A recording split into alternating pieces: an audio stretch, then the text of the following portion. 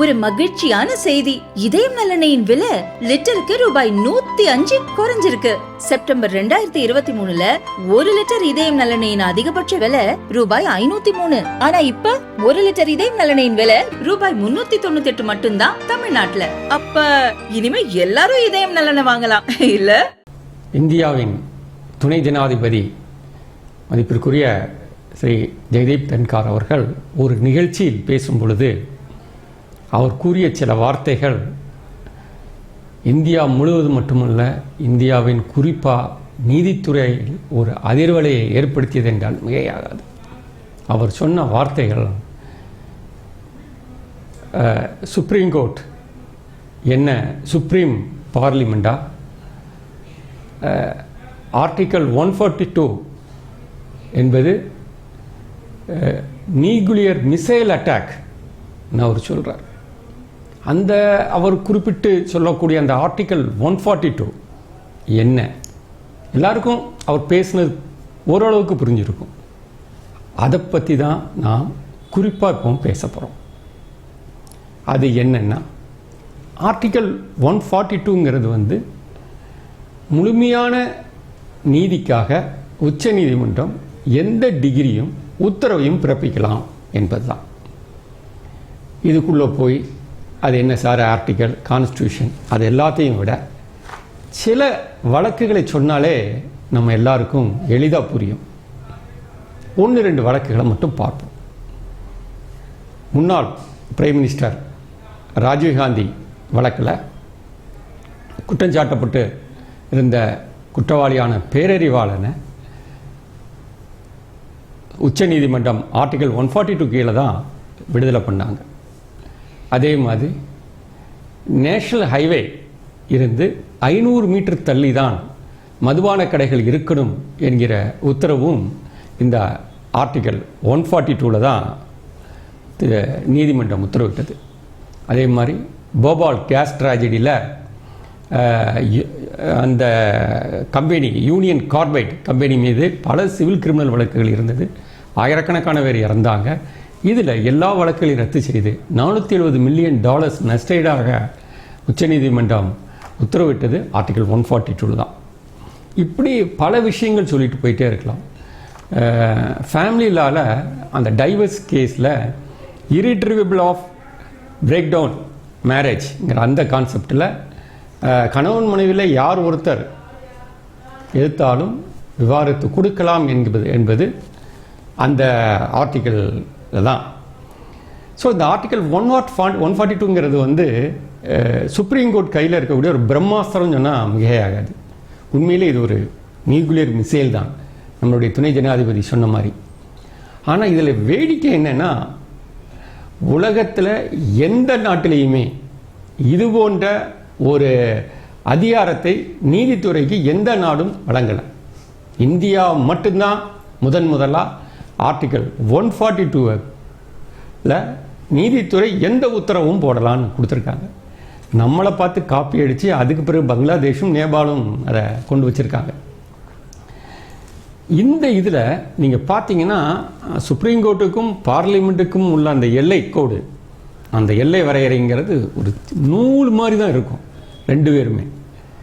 இங்கே இந்த 142 இருக்கிறதுனால இந்தியாவை பொறுத்த வரைக்கும் சுப்ரீம் பவர் யாருன்னா சுப்ரீம் கோர்ட் தான். பிரிட்டனில் கூட கிடையாது. பிரிட்டனில் கூட அவங்க பார்லிமெண்ட் தான் சுப்ரீம். ஆனால் இந்தியாவில் நம்மளுடைய சுப்ரீம் கோர்ட் வந்துடுது. இது மட்டும் நம்ம சொல்ல முடியாது. இதோட ஹிஸ்ட்ரியை பார்த்தீங்கன்னா, இது எதில் இருந்து வந்திருக்குதுன்னு பார்த்தா, நம்மளுடைய டிராஃப்ட் கான்ஸ்டியூஷனில் ஆர்டிக்கல் 118ல் இந்த 142 வருது. அப்போ கான்ஸ்டியூஷன் அசம்பிளியில் எல்லா ஆர்டிக்கலுமே டிபேட்டில் வச்சு விவாதத்தில் வச்சு தான் கொண்டு வந்தாங்க.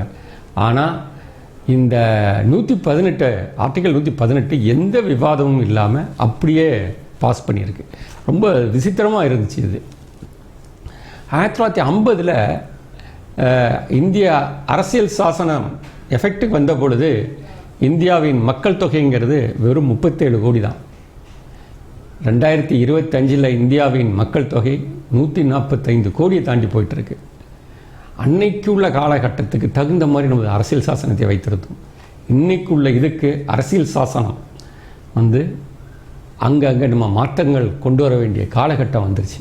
1963 பிரேம்சந்த் வெர்சஸ் எக்ஸைஸ் கமிஷனர் யூபிங்கிற வழக்கில் அப்பொழுதைய சுப்ரீம் கோர்ட் ஜட்ஜாக இருந்த கஜேந்திர கட்கார் அவர்கள் ஆர்டிகல் 142 பற்றி சொல்லும் சமயம் அரசியல் சாசனத்திற்கு முரணாக ஆர்டிகல் 142 இருக்க முடியாதுன்னு தான் அவர் சொன்னார். இந்தியாங்கிறது ஒரு ஜனநாயக நாடு. இந்த ஜனநாயக நாட்டில் மக்கள் தான் சுப்ரீம். பிரைம் மினிஸ்டர் மக்களால் தேர்ந்தெடுக்கப்படுறார், சீஃப் மினிஸ்டர் மக்களால் தேர்ந்தெடுக்கப்படுறார். ஐஏஎஸ், ஐபிஎஸ், ஐஎஃப்எஸ் எல்லா சர்வீஸும் ஒரு சிஸ்டத்துக்குள்ளே இருக்கும். ஒரு எக்ஸாம் எழுதி பாஸ் பண்ணி இன்டர்வியூ போய் தான் செலக்ட் ஆக முடியும்.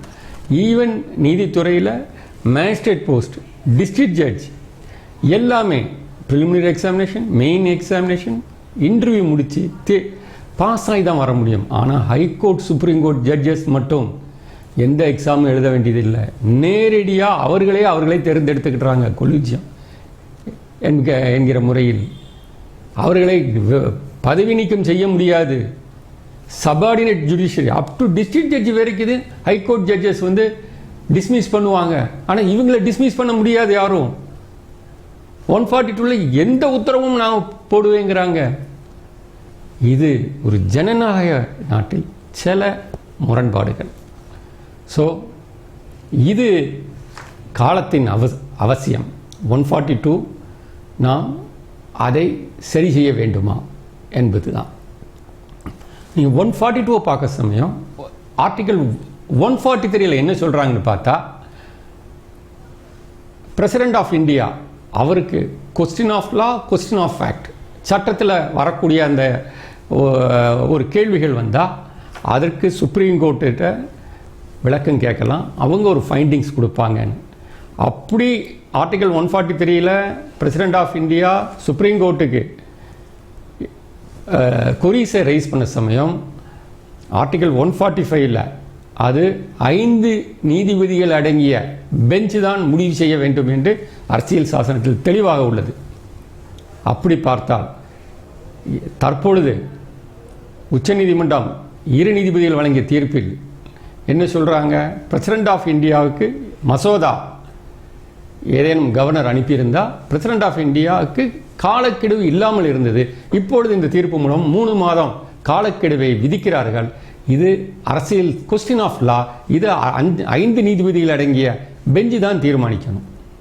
ஸோ அரசியல் சாசனத்தில் ஒரு கேள்விக்குறி. இது சரியா?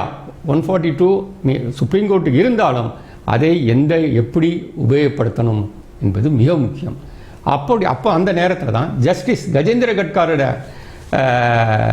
தீர்ப்பில் அவர் சொன்னது, ஆர்டிகல் 142 அரசியல் சாசனத்திற்கு முரணாக இருக்க முடியாதுன்னு. அரசியல் சாசனத்துக்கு முரணாக இருக்க முடியாதுன்னா ஆர்டிகல் 145 பிரசிடென்ட்டுக்கு காலக்கெடு விதிக்க சமயம் அது ஒரு question of law. Supreme court காலக்கெடுவை விதிக்க முடியுமா இல்லையாங்கிறது அது 5 நீதிபதிகள் அடங்கிய பெஞ்சு தான் முடிவு செய்ய முடியும். ஆகவே இன்னைக்கு இந்த காலகட்டத்தில் ஆர்டிகல் 142 என்பது நாம் அதை மறுவரையறை செய்ய வேண்டிய ஒரு கட்டாயத்துக்கு நாம் வந்துள்ளோம்.